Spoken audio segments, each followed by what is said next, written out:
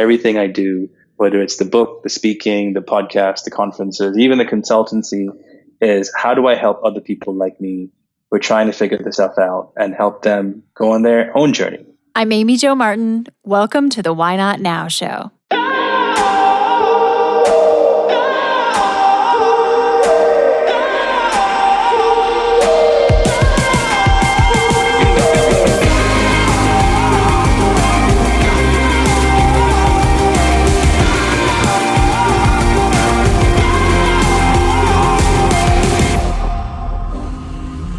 You know that thing you've been thinking about doing?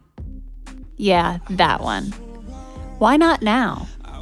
Have you ever actually taken the time to ask yourself, what's stopping me? Let's talk it through. This is your chance to give that idea the attention it deserves and take action. Each episode, I have a chat with a fascinating person, from entrepreneurs to athletes, celebrities, my parents, rocket scientists, and all walks of life. We talk through a critical time when they've asked themselves, why not now? We dissect that day or even that moment, step by step. Just let go.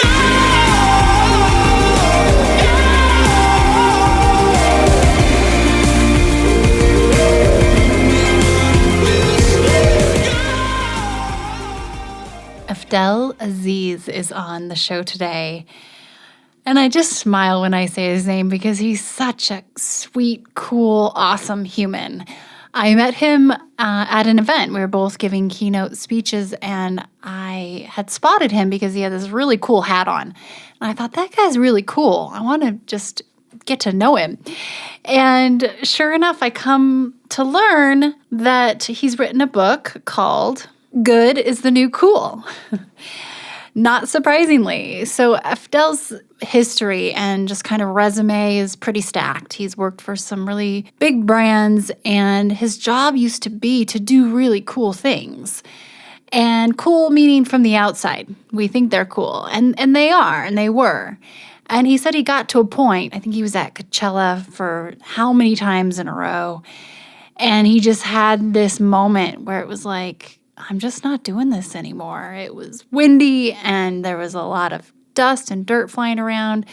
And technically what he was doing was so cool, working with some huge names like Lady Gaga and brand manager for, companies like Heineken and Absolute Vodka and Nokia. He's worked for Procter & Gamble, and just he's seen the ins and outs of some of these really big, powerful brands and doing some creative things with them. And he realized there's more to cool because he got bored with the cool, the old version of cool. And he realized that good is the new cool. So that's what he focuses on. Everything he does is centered around purpose. We talk about so much during this episode. One of the things that has resonated with me in speaking with Afdhel is he's constantly saying, I want to make more time, not necessarily make more money. And it's such a powerful statement and perspective to have, to think, can I make more time? Make more time so I have more freedom. Because he says your net worth is not your self-worth. Afdhel talks about a specific kind of system and idea that he has around GPS. GPS standing for your gifts, your passions, and service, how you serve those back into the world. I really respect the way his mind thinks and works because it is different. It is creative. So as you listen, I think you'll see and be a bit enlightened on his outlook on how business can be good and cool at the same time, and how when we do all find our purpose and focus on what's important to us from a purpose standpoint, we can actually change the world through business. Afdhel is the founder and chief purpose officer for his company, Conspiracy of Love. Clients of his include Facebook, Adidas, Microsoft, Mars, Crate & Barrel, you name it. And he's helping these big companies who have a lot of power and influence shift the way they think about doing business so they can make a bigger impact. This is an amazing case study of someone who has really worked their way up in the corporate world and then decided to use that career collateral to move towards something that's really important to them and add a lot more meaning to their life. Are you ready for change? Or maybe you're already in a season of expansion. As we embrace this new decade, are you ready to take action on your own Why Not Now idea? Maybe that means starting the company, launching the podcast, writing the book, or doing more public speaking, injecting your why into what you are doing. At the end of the day, that is exactly what creates connection. And connections convert. My life work is to help guide women through this very stage in their life. I do this through the Renegade Brand Bootcamp. It truly is the career love of my life. The reason I love this program so much is because I'm able to create a mosaic, a collection of like-minded, like-hearted, driven women who come together to level up. They learn the renegade mentality directly from me, and I share everything I've learned over the past 20 years in business. It's equal parts education, collaboration, accountability, and community. We are accepting applications for our 2020 program, and you are welcome to go check everything out about the program at renegadebrandbootcamp.com. And as a very first step, just sign up for my 5-day email series. I uncover all of the questions about the bootcamp and help you understand if it's right for you. We've had some incredible women come through the program, and you will hear from them as well. You can check out the curriculum, the structure, the vibe, and everything in between. Many years ago, I went to Mark Cuban and asked him for investment advice. I thought I was going to get some real estate or stock market type of advice. Instead, he said, invest in yourself. Invest in your own growth. Invest in yourself. Bet on yourself. This is the best ROI you will ever find. If you're at that point where you are ready to take action, head to renegadebrandbootcamp.com. We tackle the most taboo topics on the Why Not Now show. Oftentimes, you're hearing guests share things they've never shared before. In the spirit of things we don't typically talk about, you should know that the Why Not Now show is supported by Poopery, the original before you go toilet spray. It's magic. My friends at Poopery have literally taken the smell out of you-know-what. This pure blend of essential oils stops bathroom odor before it begins. Visit poopery.com, and Why Not Now listeners get 20% off with code WHYNOTNOW. That's all one word. And you can hear the story about Poopery in our interview with founder Susie Batiste. That's Why Not Now episode 28. Poopery is also available at Target.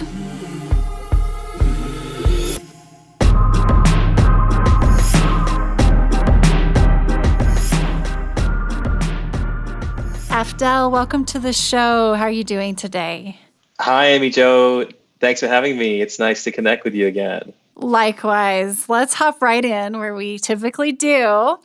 Can you tell me about a time when you had a big decision to make and you had to ask yourself, why not now? We will dissect that day, minute, hour, season, and kind of look under the hood to really understand how you got from idea to action. Sure. I was thinking about it in preparation for this podcast. I think that moment came in the end of 2016, October or November, when it became apparently clear to me that I needed to leave my job, and not due to anything particularly wrong with my job. It was great and I enjoyed it and the people I worked with. But I realized after 20 years of being in corporations that I had to spread my wings and go do something else. And that led to me jumping off a cliff and following my intuition as to what I need to do. And 3 years later, I'm happy to say it's the best decisions I ever made. That's a biggie for sure after 20 years. And it took a lot of bravery to make that transition. Can you kind of break down what happened the day that you knew this was a green light? That I'm sure it was a boiling thing, it sounds like, over time. But when you knew Okay, I'm taking the very first step to make this idea more of a reality. What was that step across the starting line? Yeah, I think it's, I don't think there's any one day where I said I'm doing it. I think it was a series of decisions I made to plan for it as well. I think I'm an inveterate planner. I love a good spreadsheet, and I think I had been gearing up to that moment over time. To give you and your listeners some background, the 20 years I spent in corporations started in London. So I was born in Sri Lanka, but moved to London very early to study, and then I ended up working there. I worked for Procter and Gamble and Nokia in London, and then in 2007, when I met my now wife, moved to New York to work for Heineken and Absolute Vodka, and really enjoyed being in marketing and brand management. Loved the brands I was working on. Did a lot of stuff in pop culture, and work with musicians and artists and things like that. But along the way, the thing which had attracted me, as a young kid from Sri Lanka who was obsessed with the cool, a strange thing happened where the cool stopped being cool. And so my passion for pop culture, which got me into those companies and which made me successful at what I did, it kind of dried up. I remember one of those moments. I think it was like my ninth year in a row going to Coachella Music Festival, which is an amazing festival. And I had the privilege of going there and doing events there and creating experiences there. And it was about 3 o'clock in the morning. There was a dust storm, I remember. It was really bad, random dust storm. And I was backstage somewhere in some event at Coachella. And I just looked around and I went, okay, that's it. I'm done. I don't want to do this anymore.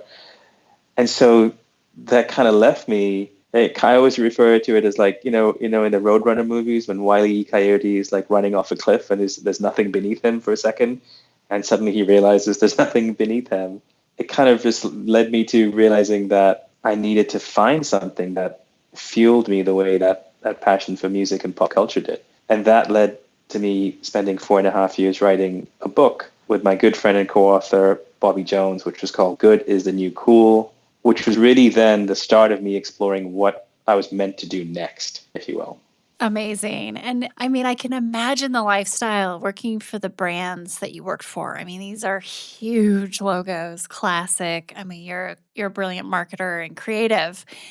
And when I heard you say cool stopped being cool, I physiologically could feel that because I think so many of us realize that maybe what we thought was cool on the outside and where we found cool was the outside stuff. And cool is a feeling on the inside. And usually it's purpose driven in some capacity, which is what you do now. And so when cool stopped being cool, you decided to kind of rebrand cool. And you've been able to kind of shift and reframe cool.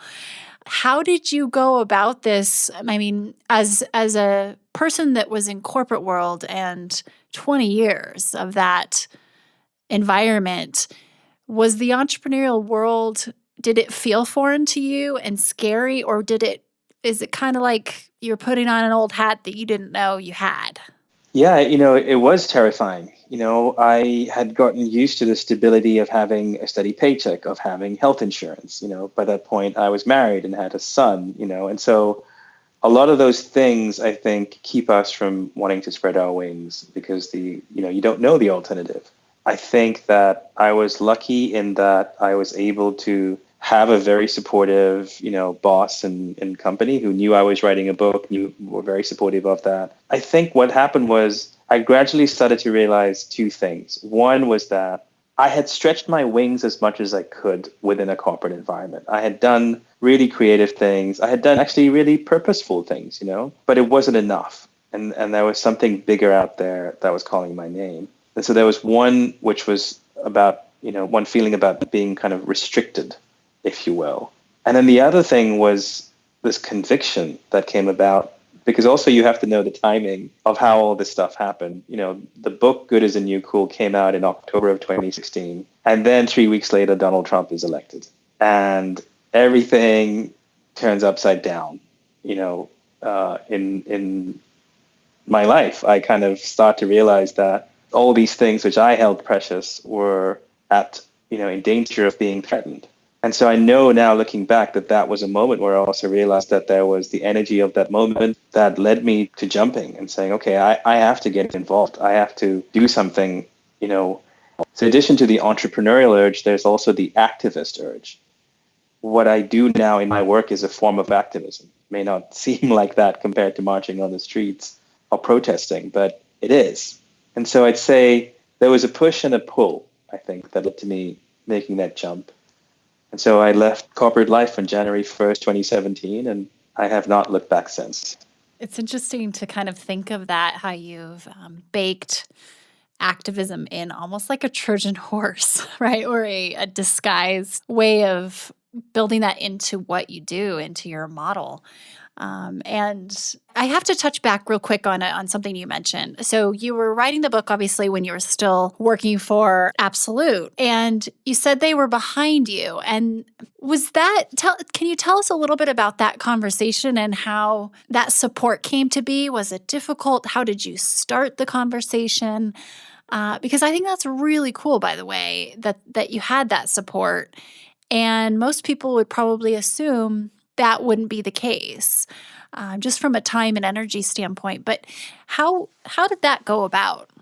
Yeah, from a time and energy standpoint, the reason it took 4.5 years was because I had a full-time job. So I wrote it kind of on weekends, in the evenings, on my lunch break. So I always made sure that I was doing my job, throughout all of that. But I also made it a point to go and say, to my boss, and especially people like from a corporate communications, department, who I was work very closely with, to say, hey, listen, I'm doing this. It's not about this company. It's not. I'm not going to give away any trade secrets or anything confidential. I'm exploring this topic.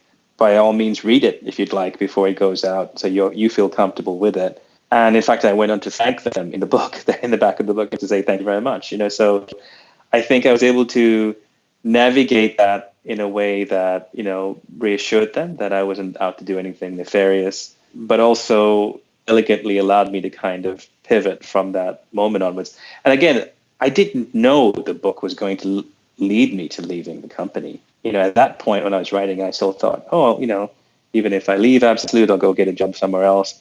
I had no idea that was going to lead to me leaving corporate America, full stop.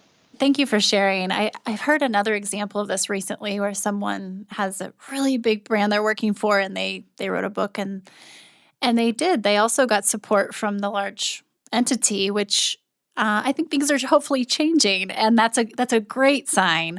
That maybe that's a sign of shift and just support that we maybe haven't seen in the past. But so kind of back to where you are now and this topic of purpose. I had the pleasure of getting to hear your keynote. We spoke at the same conference, and I'd love for you to talk a little bit about, if you were a futurist, which you are, but in terms of if you could, show us what you think things will look like and feel like in the next X amount of time. You can choose what that trajectory looks like.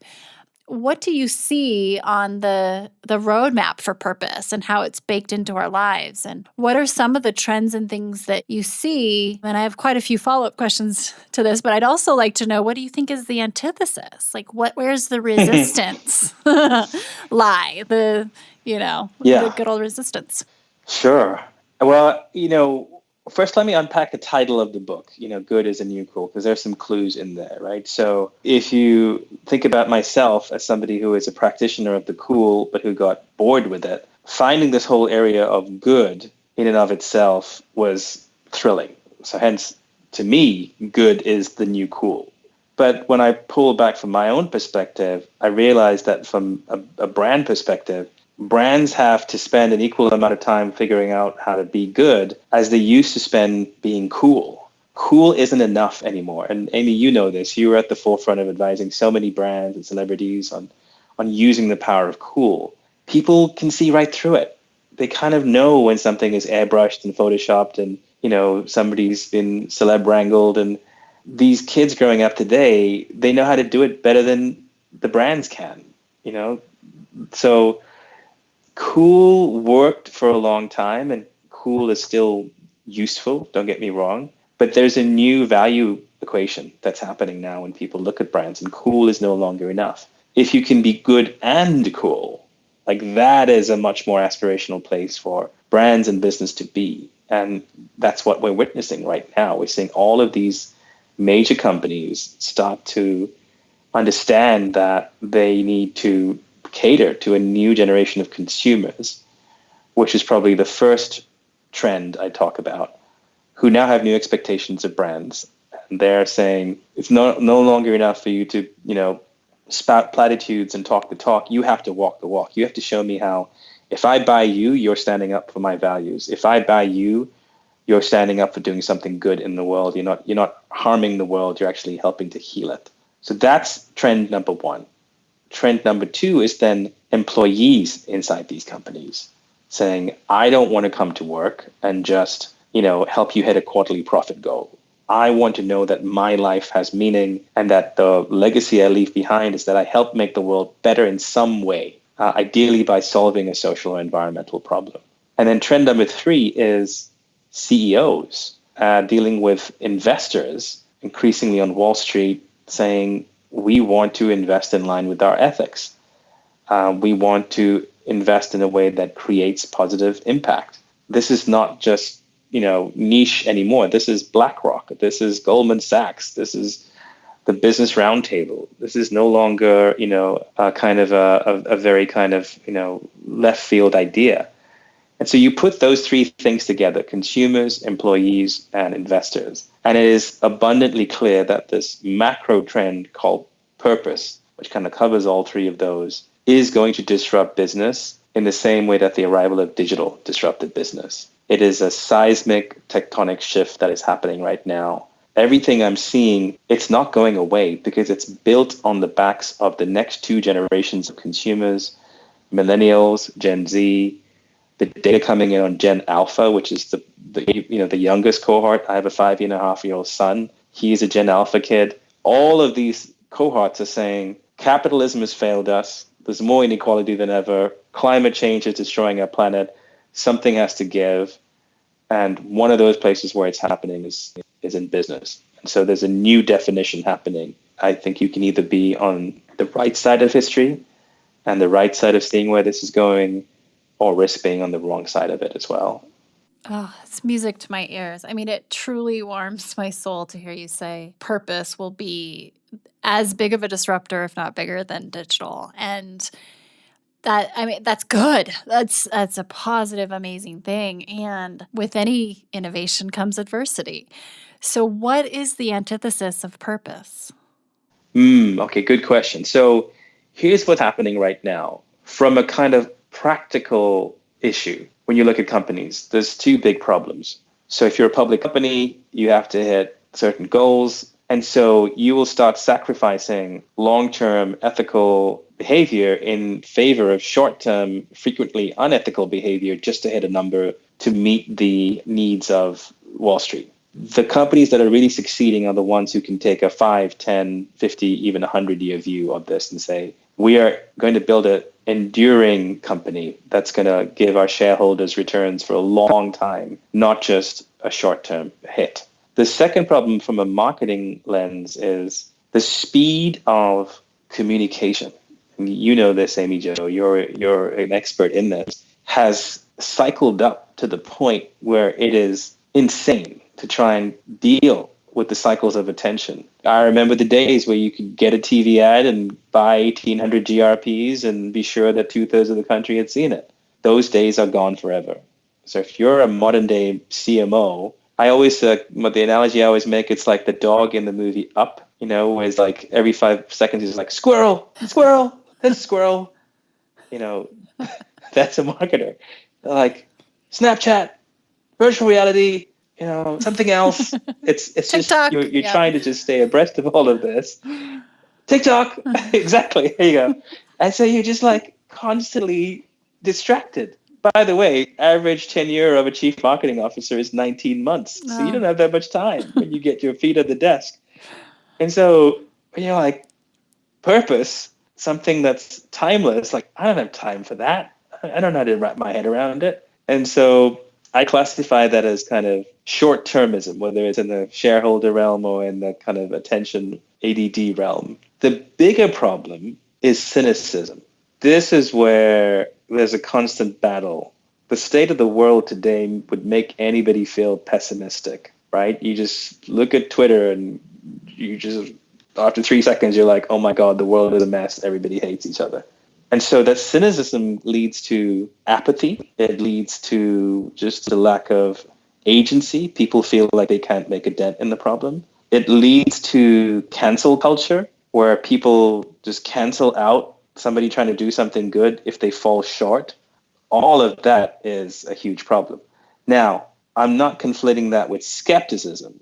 I'm a deeply skeptical person when I hear companies talking about doing good. I think skepticism is healthy. And when you look at all the horrible things companies have done and pretended like they were smelling like roses, there is absolutely a reason for you to look at something and go, are you really doing that? Show me the proof. But cynicism is different from skepticism. Cynicism just breeds more cynicism. And that leads to a downward spiral, which is, hey, let's not change anything. Let's just keep going the way we are. That's where you need a sense of optimism. You need a sense of, yeah, we're fixing things. And I think it's increasingly clear to me that a lot of what we do with Good is a New Cool is show people the solutions that are right there. We have all the solutions to fix all of the problems on the planet. Maybe not coronavirus, but all the problems, other problems on the planet, they're fixable. We know how to fix the climate crisis. We know how to fix income inequality. We know how to fix all of these things, equal access to education. So a lot of it is going, hey, look, the solutions are right here. Now, how do we scale them? Which is a different problem to thinking that there are no solutions as well.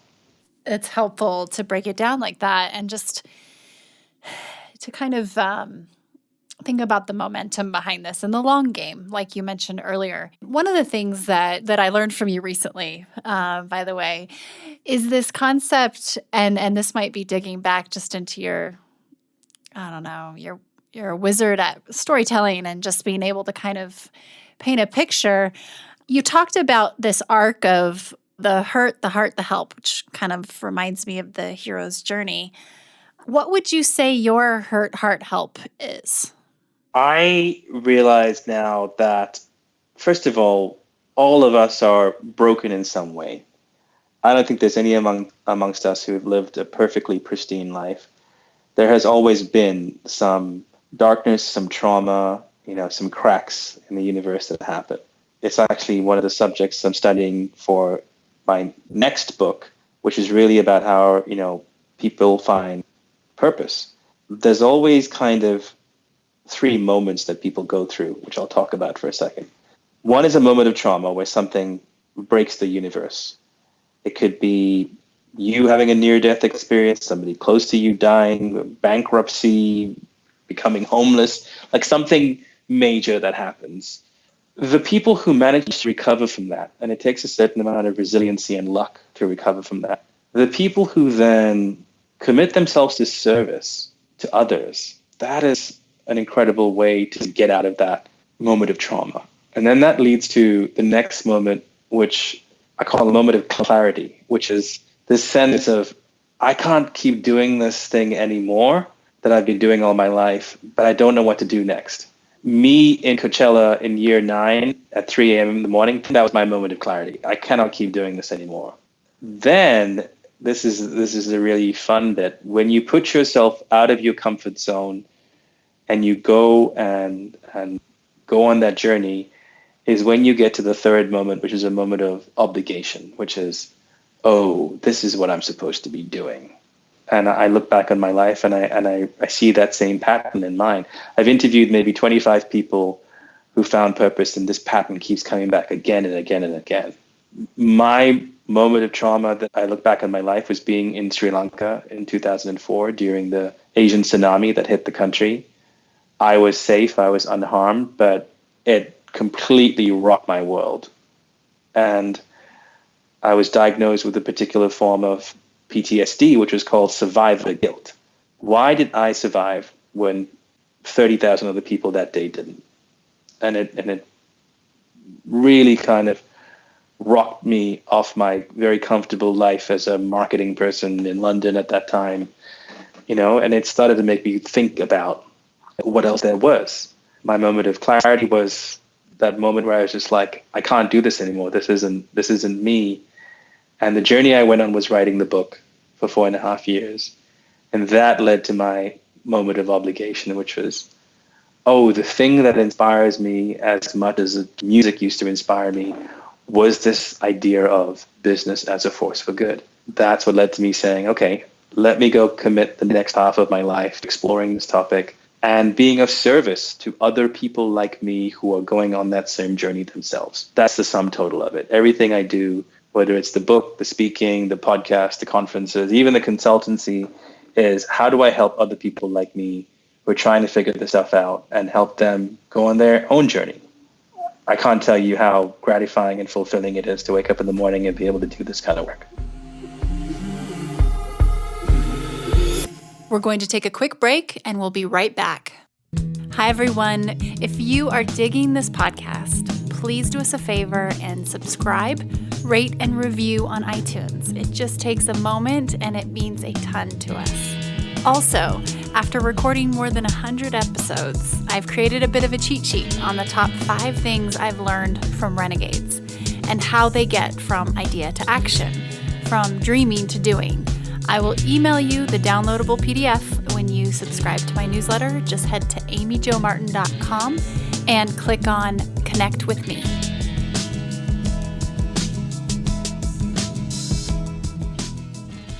Being able to package that up into a really digestible, kind of snackable way of trying to figure it out for yourself is so powerful, because when people talk about purpose and this journey, sometimes it feels so intangible and huge and like too much. It's overwhelming. It's like, oh, that's a huge question, but it's also extremely important. So would you say there's value in starting at identifying where you've experienced trauma? Because in your case, it was directly related time-wise, it seems, but the experience itself wasn't necessarily related to what you ended up doing per se. Like it didn't necessarily lead into a business concept per se, but it did what it didn't. But would you say trauma is a good starting point?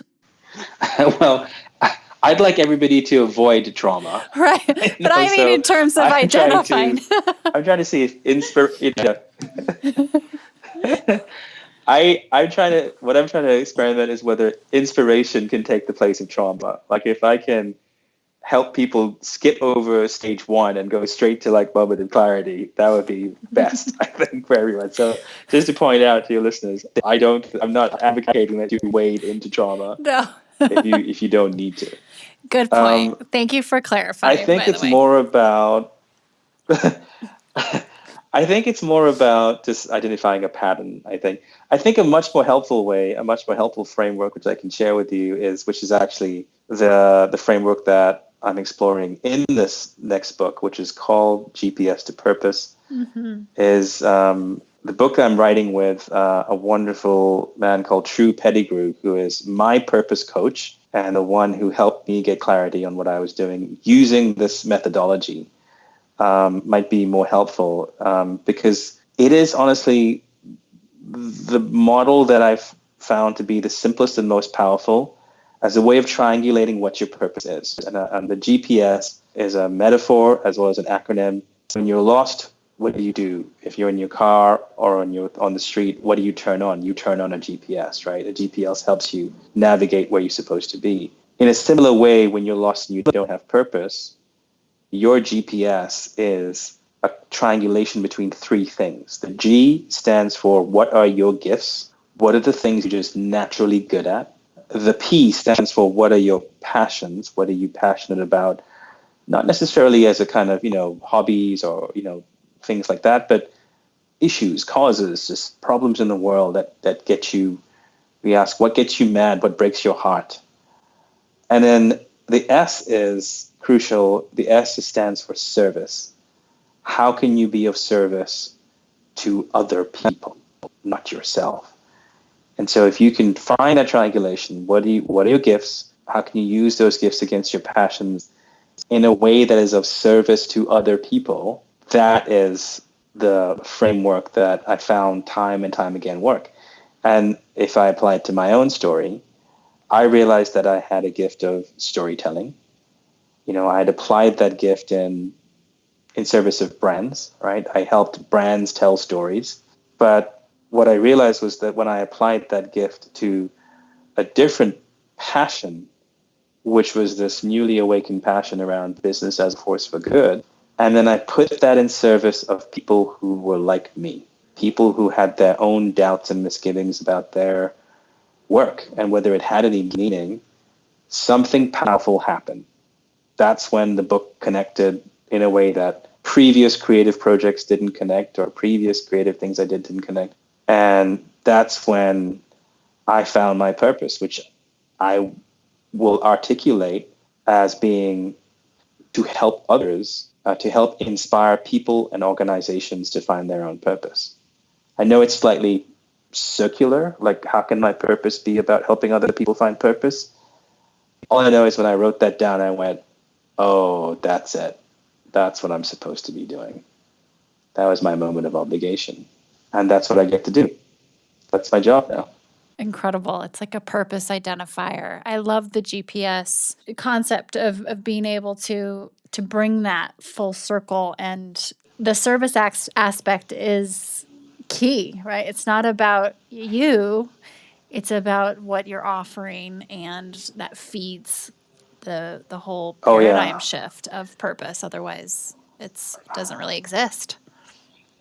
Yes. And if you'll allow me a minute to geek out even more, one of the things which I'm exploring in the book is, the classic Maslow's hierarchy of needs, right? So maybe familiar to your listeners, but Abraham Maslow, famous sociologist, created a pyramid of human needs, ranging from the most fundamental at the bottom, things like food, shelter, warmth, to more higher order needs. So next up would be things like rewards and recognition. And then at the top of the pyramid, everybody thinks is self-actualization, right? Becoming the best version of yourself. What most people don't know is that Maslow added something to that pyramid in 1968 before he died. He added a level above self-actualization, which was called self-transcendence. And self-transcendence was when the pyramid stopped being about you and started becoming about service to other people. And time again, when I meet people who are in that zone, I can tell. I call it having like the purpose light switch flicked on. Their orientation is not about me. The orientation is how can I help you? And it's externally focused. And I don't know how to explain it, but when that happens, when you're able to become externally focused like that, you lose the ego, or the ego takes a back seat. If you can get in touch with your authentic self and get to that point, it's a transcendent place to be in. And I think what's happening is on a societal level, like so many of us have gotten to the top of that pyramid and gone, is that it? Is that the only thing I'm supposed to be feeling right now? And then when they go searching for what's after that, the realization is that it's not about you. It's about being of service to other people. Oh my gosh, I'm just envisioning this pyramid and there's a halo, and we didn't know that this transcendence, the self transcendence was a part of it. It's like the chakra, like that top chakra. I don't even know how to spell chakra. I don't think that's how in touch I am with. But, the one where your creative juices, that's what tricked me into learning how to meditate. I thought I could get more creative, and little did I know there are a lot of other bigger benefits. But that halo, that self-transcendence, the ego also kind of evaporating a bit. Huge. I'm so glad that you expanded upon that. I've heard you say, we were talking a couple weeks ago, and you said you're trying to make more time, not money. Afdhel, what does that mean? Can we talk about that? I have thought about that so many times since you said it. It was extremely powerful. Yeah, when I was setting out to be an entrepreneur, I took a look around at all the models for entrepreneurship, and they all sucked. They were all like Be a startup founder. Go get $3 million in a seed round. Have investors looking over your shoulder. Have a burn rate. I Oh, think your about what's a terrible soul. term that is a burn rate. Yeah. Like, don't you want to be about a burn rate? Right? And I realized that, okay, wait a minute. If you want to be creative about it, why do you only have to have a carbon copy, a slightly different carbon copy version of somebody else's life? Why can't you just create your own version of what happiness looks like? And this, by the way, I again go back to True Pettigrew, the guy who invented the GPS thing. I want to make sure I give credit where credit's due. He has this incredible 7-week process, and where you understand what really motivates you. And one of the exercises he does is to make you write down everything you want in your life, including material things. I think it's wrong to say that you should live this pure, virtuous life with no material possessions whatsoever. You need it. You need the those things to keep you happy and to keep your family happy as well. But when he made me do that, I realized a couple of things. One is that I never wanted to work in an office again. I didn't want to have a commute to work. My commute, by the way, is 12 steps. It's from the back door of my house to this little studio here in Venice Beach that I use as my office. I did never want to work in an office again. Also, that I didn't want to get caught in a trap of trying to make a lot of money and having growth as the objective. I think growth, unless it's spiritual growth, is really dangerous because it can mean you sacrificing your health, your time with your family, and all of this stuff in service of some kind of abstract number, And so I had this epiphany, and I think what I was saying to you is I tried to explain to my, financial advisor, I don't want to make a lot of money. I want to make a lot of freedom, meaning that I will value the freedom to spend time with my family and be with them and travel the world and do amazing things over having a second car or over having some sort of financial goal that becomes the kind of arbiter of my life. The truly bizarre thing is the more I focus on the freedom, touch wood so far, the more financially successful I've been able to be. And I don't understand that paradox at all. But all I know is by focusing on the thing that gives me the most happiness, and then working backwards to recreate a life that serves that, it seems to be working out so far. Amazing. Well, and I think back to your pyramid example, self-awareness leads to self-actualization, according to Bruce Lee. But you're pretty self-actualized. You have to get to that step before you can transcend, potentially, if we're using that kind of ladder and sequence of events. But it's you can't fake what you're doing. Like you live it, you breathe it. It's an essence. It truly is, and I've felt it. So it's only you could lead something like this. Meaning, having been through, what you're doing. I think about that word growth a lot too, and you said it's dangerous, and it goes right back to what you were saying earlier about quarterly reports and earnings, and it's just the same thing in a different disguise, kind of a disguise of freedom. When entrepreneurs can kind of trap themselves into that same type of thing, maybe they were looking to escape, and it can be a trap. So thank you for mentioning that. So how can we support you? What do we do to help this? Because it's important to everyone. It should be important to everyone. And this is a big concept. If you have, people behind you and wanting to help, what do you encourage them to do? I'd encourage them to find one other person in their life that they can help. I'd really just say, think about how much you have to give in terms of your skill set, your knowledge, your abilities, your time, your experience, your network, your resources, and then go and find one other person to help. It doesn't have to be a giant organization or the world. Just go and find one other person to help. See how that feels.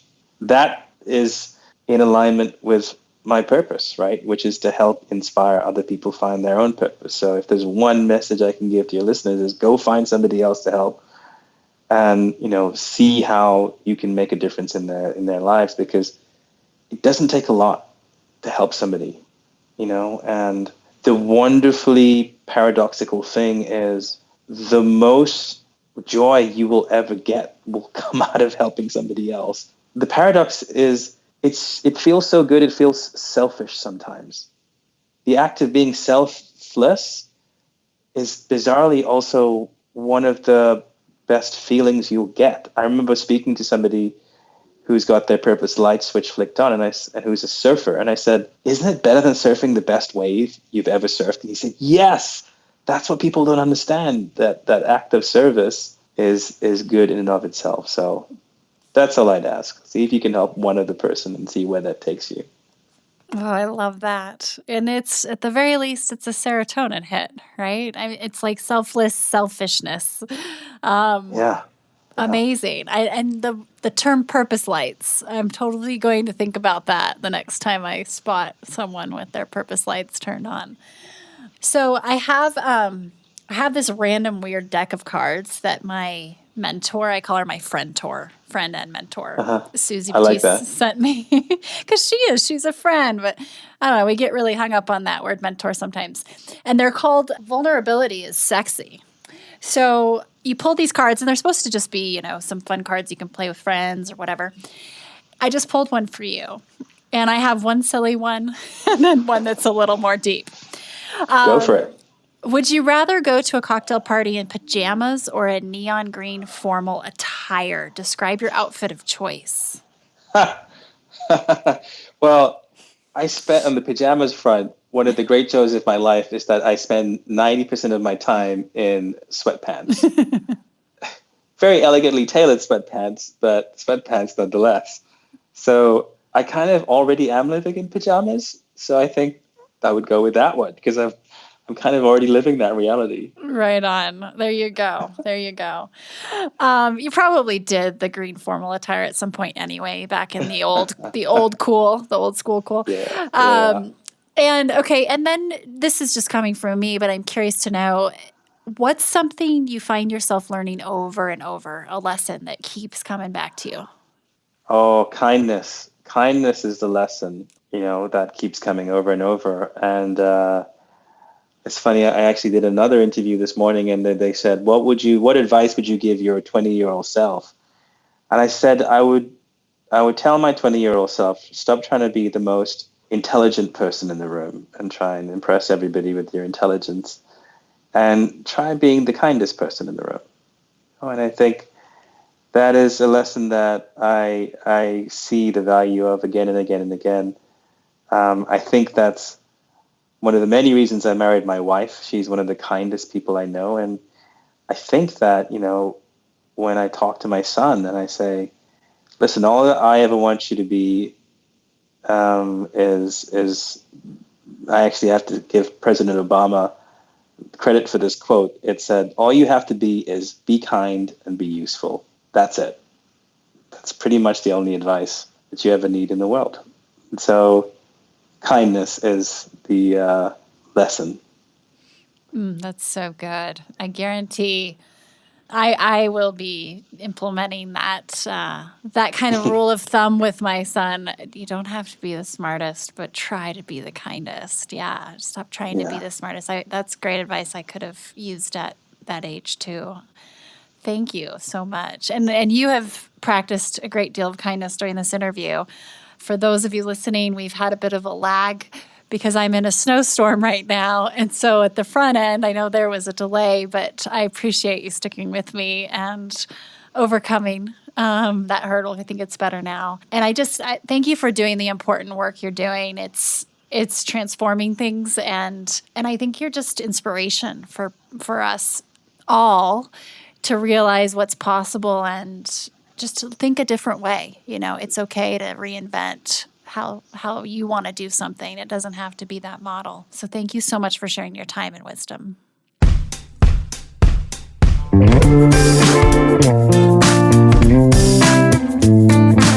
Hey everyone, Thanks for listening to the show. Hit me up on social media to let me know what you think. I'm at Amy Jo Martin on Twitter, Facebook, Instagram, and LinkedIn. And I want to hear your Why Not Now moments so I can share them on the show. Just send me a note to whynotnow@amyjomartin.com. For show notes and other offers, you can visit amyjomartin.com/whynotnow. And while you're there, don't forget to sign up for my email newsletter for exclusive content and announcements. A big thanks to Rock Salt Music for all of the tunes by the talented John Coggins. And of course, a hat tip to Richard Brewer for editing and producing the show. I'll see you next time. And until then, why not now?